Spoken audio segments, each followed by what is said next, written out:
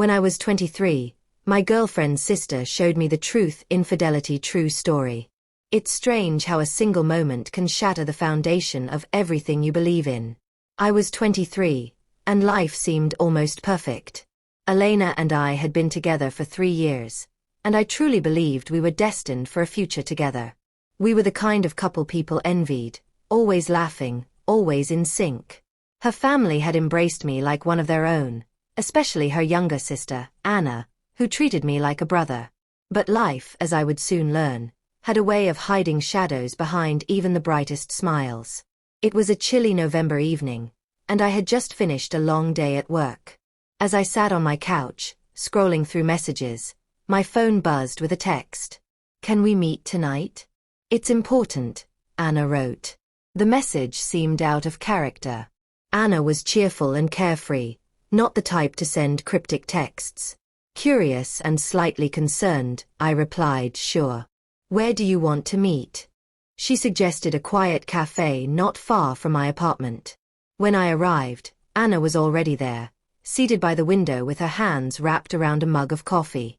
Her usual lively demeanor was replaced with an expression of worry. "Anna, what's going on? You look upset," I asked, taking the seat across from her. She hesitated, her eyes darting around the room as if she was afraid someone might overhear. Finally, she pulled out her phone and placed it on the table between us. "I didn't know how to tell you this, Lucas. I've been struggling for weeks. But I think you need to see something," she said softly. Her fingers swiped across the screen, and she opened a folder of photos. My heart raced as she handed me the phone. What I saw made my breath catch. It was Elena, smiling and holding hands with another man. In some of the photos, they were sitting at a cafe, laughing together.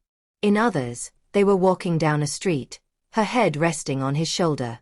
The timestamps on the images made it clear, this wasn't a one-time thing. "Where did you get these?" I asked, my voice barely above a whisper.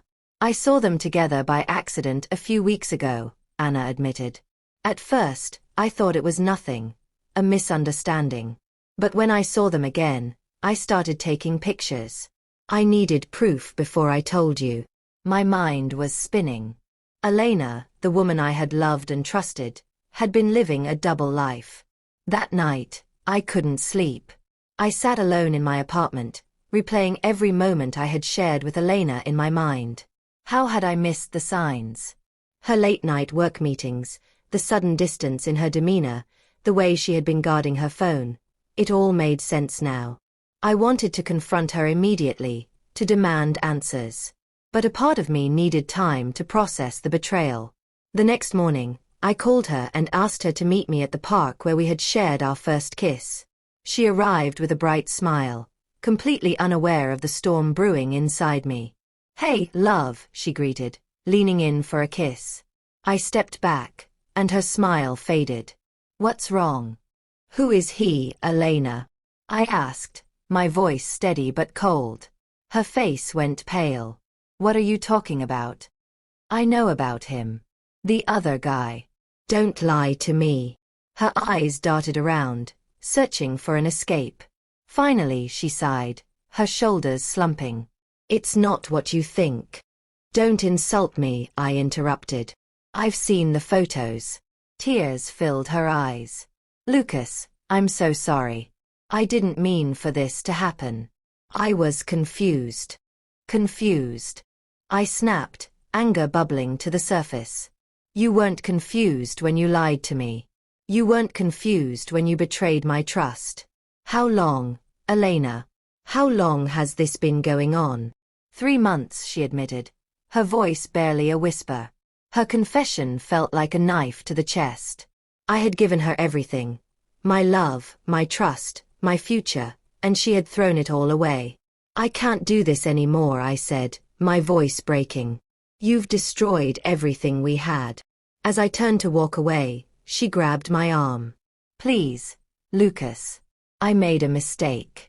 I still love you." I looked at her, my heart heavy with pain. "If you loved me, you wouldn't have done this." The days that followed were a blur of heartbreak and confusion. I avoided Elena's calls and texts, unwilling to hear more excuses. Anna, on the other hand, became a source of unexpected comfort. She checked on me daily, bringing over meals and keeping me company during the long, lonely nights.